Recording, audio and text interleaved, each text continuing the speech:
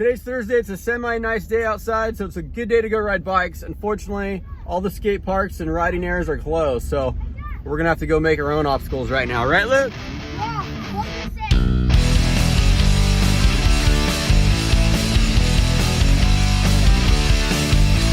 say? We really haven't ridden the bikes or hitting the ramp literally all winter long, so we're gonna start small and kind of work our way up again.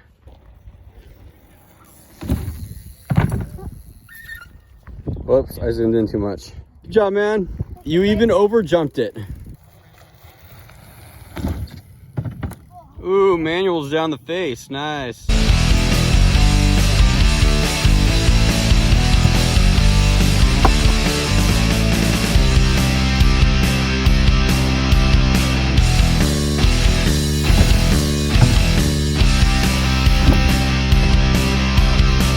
Good air wheelie, Luke. Did Ronnie Mac teach you that?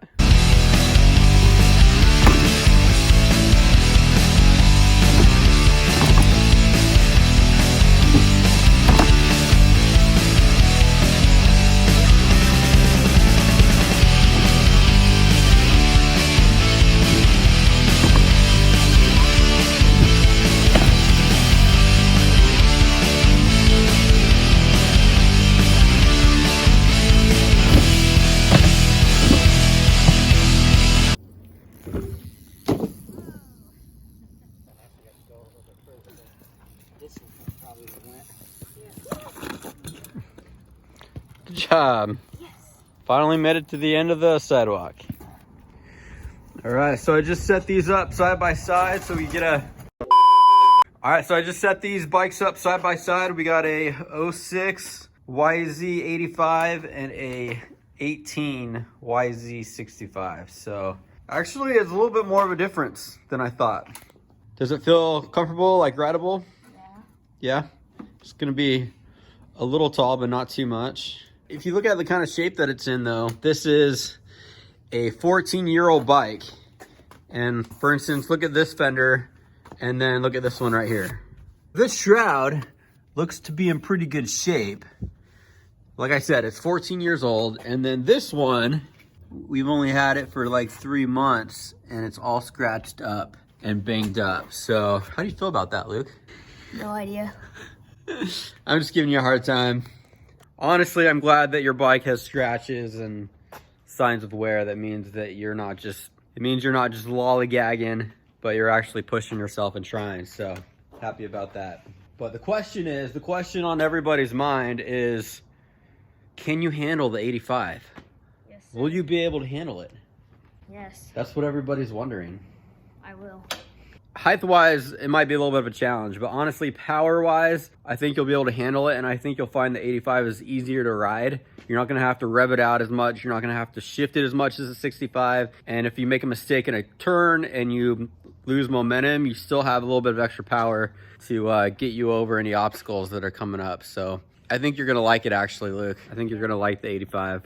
As you guys know, a lot of the tracks are closed down. It's been kind of a challenge for us finding a place to ride. That's okay though, because we're gonna do a little bit of work on this bike. We're gonna tear it apart, go through it, change the air filter, change the spark plug, the gas, and just try to make sure everything is running good and good to go. So we're gonna work on that. We're gonna try to ride it this weekend, but I can't make any promises. If we find somewhere, then we'll have that footage coming soon. But for right now, since we don't have any footage to post, I'm gonna show you guys some old footage right now. We're gonna end the video with some footage of us riding at a private track that we were invited to a few weeks ago. And I don't know if they want us saying the name of the track or not. So we're not gonna say the name of the track because I don't know if I have permission to do that. But that was the track that you bent your bars on. You may notice the bend. See, this is the bent side, not this side. That side's a good side. That side is the bent side. But I didn't post the footage yet because it wasn't... Like, there was other footage that we were more excited to post, but obviously now we're not riding as much, so we can get caught up on some older footage. But Luke, what did you think about that track?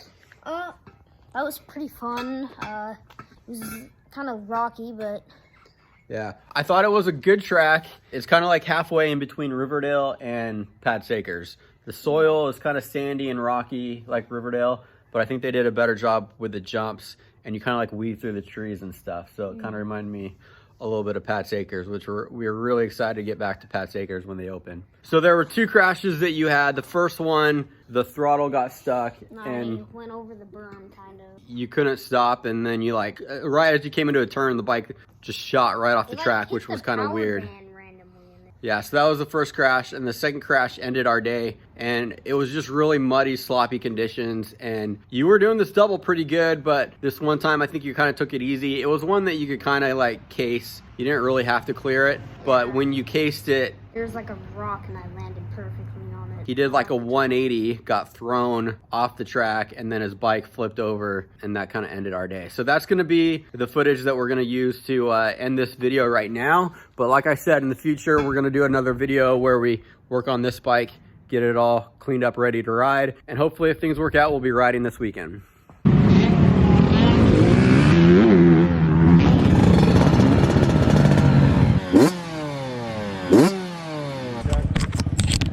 Alright guys, start 'em up.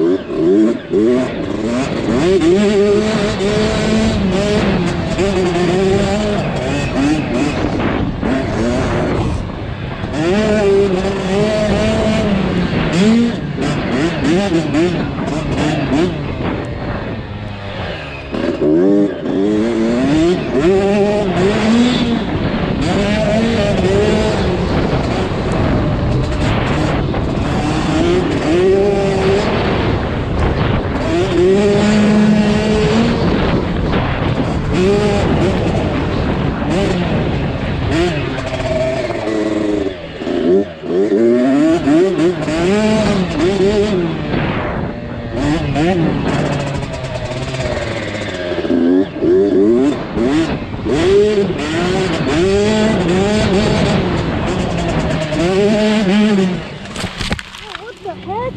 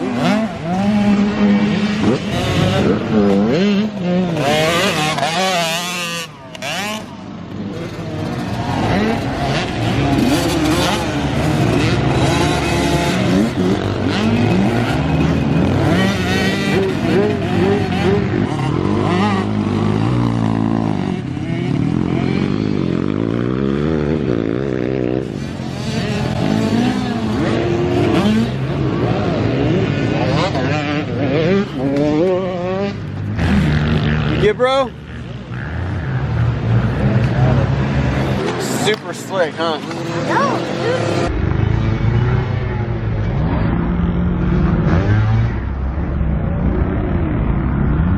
dude. Another cold and wet day here in the Pacific Northwest. Just trying to make the most out of it.